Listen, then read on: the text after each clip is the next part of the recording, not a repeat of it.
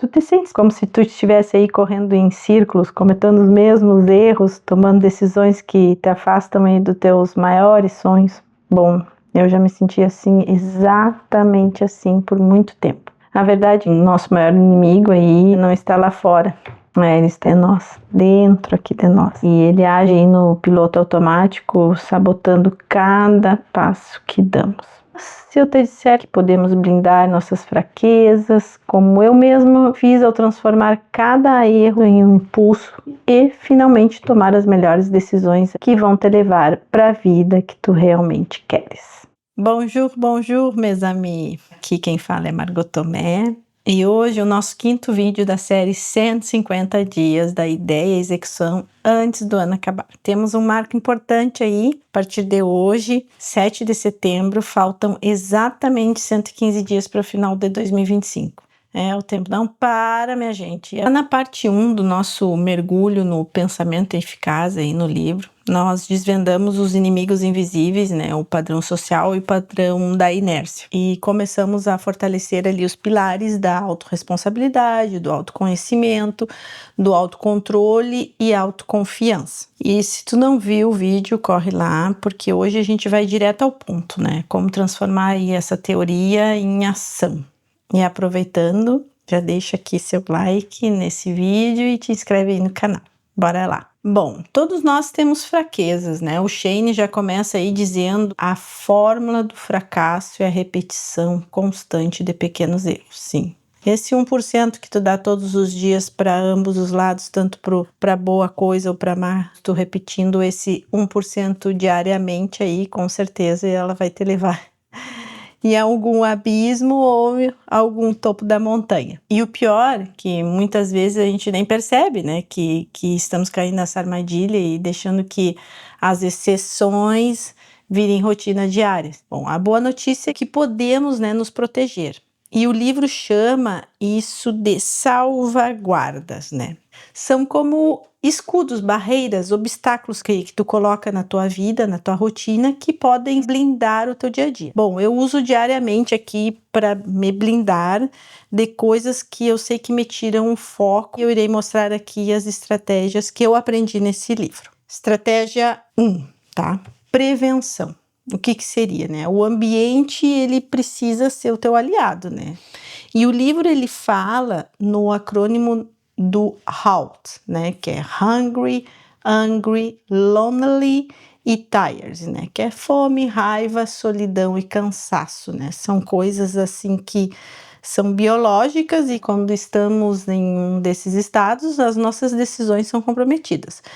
É como tentar correr uma maratona sem dormir ou comer direito, o resultado vai ser com certeza desastroso. Mas um exemplo clássico aqui que é irmos ao supermercado, né, quando estamos com fome. A probabilidade de comprarmos porcaria será gigantesca. A fome é algo primitivo, então a gente não raciocina muito. Então o que eu faço, né? Eu cortei geral aqui em casa. Então é uma forma de tu criar barreiras, né? Não tem na tua despensa, tu não vai querer sair agora à tarde aqui e vou lá no mercado só para comprar um chocolate, né? Então pensa aí como é que tu pode te proteger para não te sabotar. Bom, a estratégia 2 seriam criar regras automáticas, comportamentos que nos ajudam a alcançar ou chegar mais perto dos nossos objetivos. A disciplina não é sobre a gente ter vontade, é sobre a gente ter compromisso com o que queremos nos tornar, né? Onde a gente quer chegar. Um exemplo meu, eu tô aprendendo a nadar e ainda é um grande obstáculo para mim, porque eu não tenho esse hábito ainda. A natação, ela não é espontânea para mim.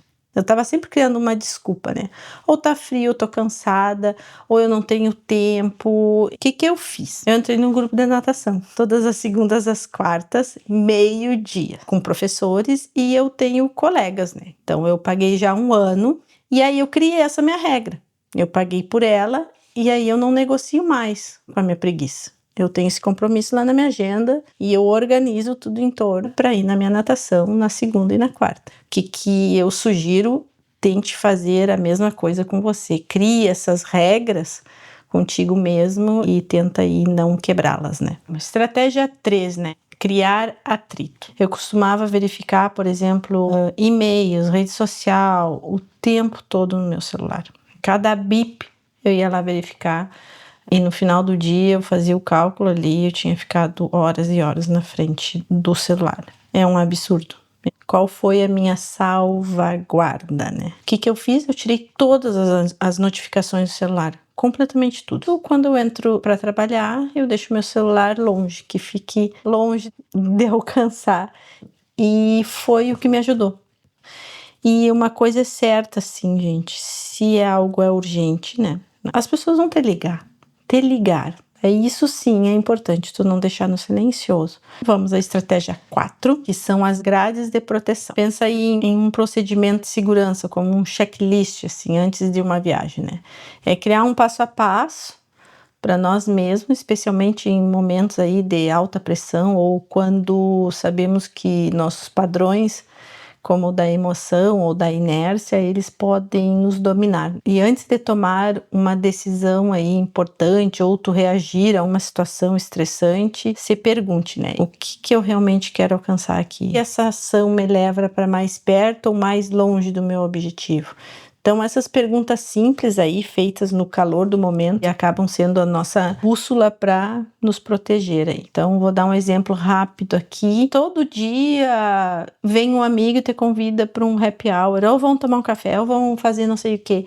E todos os dias tu diz sim, sim, sim, sim, sim, sim, sim. E às vezes tu acaba prejudicando a tua rotina, os teus objetivos por um prazer ali momentâneo. Então, cria essas barreiras aí, dizer não faz também avançar aí na vida. A quinta estratégia é mudar a perspectiva, que muitas vezes a gente distorce, né, pelos nossos padrões ou crenças, educação que a gente teve, mas isso não significa que a gente não possa mudar. É sobre escolhas, né, conscientes aí da lente pela qual a gente enxerga a realidade, mesmo quando ela é dura. Uma situação que ocorreu em minha vida, fui assaltada mão armada lá em 2017, levaram várias coisas importantes na minha casa e aquilo me chocou muito. Eu poderia estar lá me vitimizando, né, e me perguntando por que isso aconteceu comigo, mas aí eu escolhi mudar minha perspectiva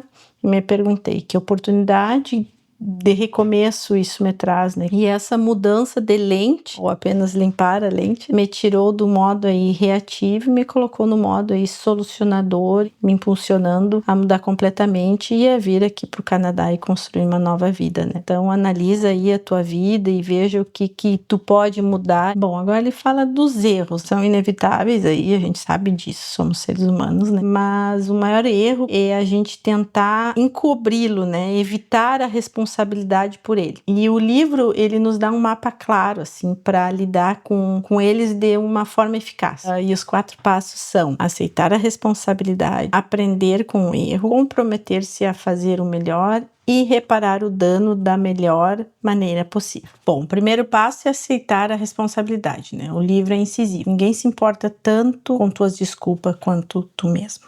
É a frase que me marcou. A culpa é sempre tua, ou quase sempre, né?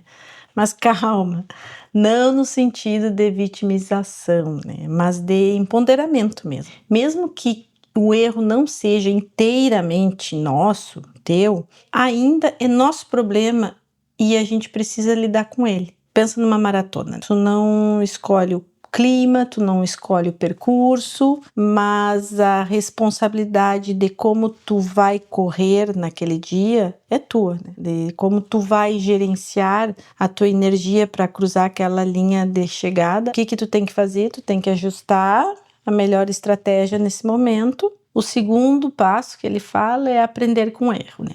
A verdade mesmo que ela doa, né, é nosso maior combustível aí pra gente evoluir. Depois de uma maratona, por exemplo, que aconteceu no ano passado, que eu não atingi tempo para me qualificar para Boston. Então, logo que eu terminei a corrida, eu me lamentei muito, assim, né? Foi até um pecado, porque eu não curti no final da corrida ali algo mágico, que foi ter completado outra maratona. Mas, assim que eu cheguei no hotel, tomei meu banho, banho, revisei meu plano, revisei ali o que eu fiz de errado e naquele mesmo dia eu falei com a minha coach e aprendi com o erro. O que a gente fez de errado, o que a gente pode melhorar para a próxima e aí vida que segue. Eu penso naquela frase que diz assim: criança chora, adulto resolve. Então não adiantava eu chorar depois de ter feito a maratona e não ter atingido o tempo, vamos para a próxima. O outro passo é comprometer-se a fazer o teu melhor. Formule um plano para o teu futuro, teus objetivos e dê o seu melhor. Eu acho que isso é fundamental também. É cada dia o que eu posso estar melhorando, sempre dar o teu 100%, mesmo que aquele dia não seja 100%, né? Se aquele dia tu acordou 10%, dá 100% aqueles 10%. Mas dê o teu melhor diariamente, que eu acho que a vida é única e vale a pena. O quarto, reparar o dano da melhor maneira possível, né? É a prova que estamos no controle do controlável. Mas o que a gente pode controlar, que é se alimentar bem, treinar, enfim, não podemos mudar o passado, mas podemos tentar anular os efeitos que o passado teve no futuro. Depois de reprogramar nossos padrões e aprender a lidar com os erros, agora é hora de dominar a arte de tomar as decisões. O livro Pensamento Eficaz, ele ensina que uma decisão é uma escolha que envolve pensamento consciente, né? Ir além do óbvio, sair desse piloto automático e pensar de forma assim estratégica, com discernimento. Porque se a gente deixar a raiva, o medo, o desejo nos dominar, a gente será esmagado pelos padrões, né? E o livro ele é categórico. Muitas vezes as pessoas acabam resolvendo o problema errado. É muito mais fácil tratar os sintomas do que encontrar a doença subjacente, né? E tu precisa ir na causa raiz do problema. E para isso o livro ele nos dá 2 princípios que eu achei interessante, que é o princípio da definição, que é assumir a responsabilidade por entender qual é o problema sem deixar que alguém o defina por nós, por exemplo. E o princípio da causa raiz, que é identificar a causa principal, sem se contentar em simplesmente em tratar os sintomas. Uma vez que o problema está claro, como que analisamos as soluções, né? O Shane, ele nos dá uma ferramenta super poderosa, o princípio do resultado ruim. Não é sobre ser pessimista, né? É sobre ser estrategista. É sobre ter a coragem de tu olhar ali pro abismo antes de pular, né? O que pode dar errado se eu tomar essa decisão? E se der errado, como vamos superar isso? Como eu vou conseguir contornar, né? E às vezes a gente acaba não calculando esse lado negativo, né? E eu acredito que isso nos prepara para a realidade, né? Ela nos dá controle sobre o que pode ocorrer de imprevisível. Bom, e o outro princípio é o do custo de oportunidade. Quando tu recebe uma grande oportunidade, tu leva em consideração quais oportunidades tu está abrindo mão quando tu escolhes aí uma opção em detrimento da outra. Às vezes a gente recebe uma oportunidade de emprego, que tu vai ganhar um pouco mais. A primeiro momento tu vai olhar e dizer assim, uou, isso é uma baita oportunidade. E aí tu só olha para essa vantagem, mas aí tu esquece de olhar as outras coisas. E, ok, tu vai trabalhar o triplo, tu vai ter o triplo de responsabilidade, tu vai ter o triplo de estresse, enfim, às vezes colocar na balança também o que tu acaba perdendo se tu escolher essa opção que parecia aparentemente boa, né? Depois de toda a análise aí do livro, a gente chega num momento crucial, né? O livro, ele nos entrega aí 3 princípios de ação, e são hoje a minha bússola aí diária, né? Ele fala o mais rápido possível. Se o custo de desfazer for baixo, decida rápido e aprenda fazendo. Não perca aí tempo com o que não importa tanto, sabe? Vai lá e faz. Outro seria o mais tarde possível, né? Seria se o custo for alto, daí tu analisa melhor, demore o máximo para decidir, né? Coletando informações, vendo se é viável e se vale a pena. Estamos desenvolvendo um projeto, um sonho, por exemplo, aqui no Canadá, que é de fazer um suplemento esportivo aí que dê energia. Então é uma decisão que exige tempo, pesquisa, teste, análise de mercado, tudo isso. exige mais tempo. E ali do mais rápido que fala seria, por exemplo, aqui o meu canal no YouTube. Eu fiquei enrolando, né, coletando informações, aprendendo, mas chega um momento, se eu não executar, eu vou ficar sempre nessa inércia ali, né, de não agir e não fazer por medo, né? Então o custo disso é baixo. Se der errado esse vídeo aqui, flopar, vamos seguir adiante, vamos continuar postando e uma hora vai dar certo. O outro princípio que ele fala é parar, perder e saber. Tu saber a hora de parar de coletar informação. É quando as informações já não são mais úteis, né? Que acabam sendo um problema. Quando estiver aí perdendo uma oportunidade por um excesso de análise, né? Não te paralise aí pela busca da perfeição. Bom, e para finalizar aqui, ele fala: lidar com erros e tomar decisões eficazes é fundamental. Mas se eu te disser aqui que tudo isso pode ser em vão se a gente não souber, né, o que realmente vale a pena, o que a gente realmente quer. Então, prepara, porque agora a gente vai falar um pouquinho sobre o verdadeiro propósito. O livro Pensamentos Eficazes, ele não é só sobre como tu conseguir o que tu desejas, né, mas é sobre saber o que vale realmente a pena querer, né. Mas nem toda decisão eficaz é boa.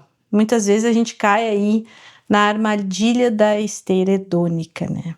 Eu vou deixar para vocês o que é hedônico. E lembra quando a gente pensa assim, serei feliz quando eu tiver tal coisa, ou quando alcançar tal coisa, né? Muita gente pensa dessa forma. E o livro nos alerta que pessoas que só serão felizes quando ou se, essas pessoas nunca serão felizes de verdade. Essa busca aí incessante por mais status, por mais visibilidade, por mais likes, por posse, acaba sendo aí o ladrão da nossa felicidade. E a minha busca aqui pelas 6 maiores maratonas do mundo, por exemplo, ela não é sobre medalha, é sobre essa jornada, a disciplina, a superação, a conexão com o meu corpo, com a minha mente. Se fosse só pela medalha, seria uma esteira hedônica, só o prazer ali de receber a medalha. Mas não é, é sobre o que isso representa na minha vida. E para a vida de quem está aqui comigo, me acompanhando, e o meu esposo, por exemplo. É o meu porquê em ação.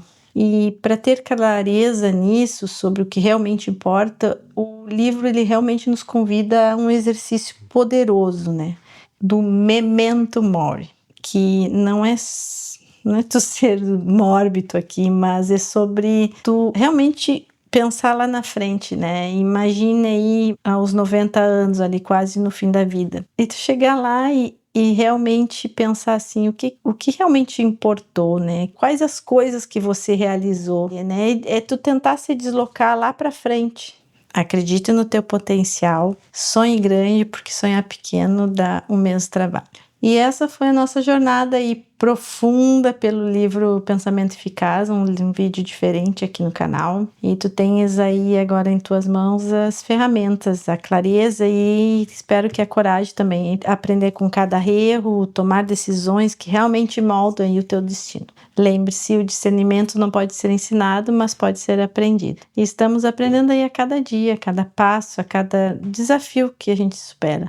E a contagem regressiva continua aí, 115 dias aí para tirar esses projetos do papel. Eu acho que quero que vocês venham comigo. Eu continuo aqui com o meu projeto, fazendo ali meus checklists diários. Então não perca os próximos capítulos dessa minha jornada de transformação aqui, porque a gente não para. Espero que vocês tenham gostado desse vídeo.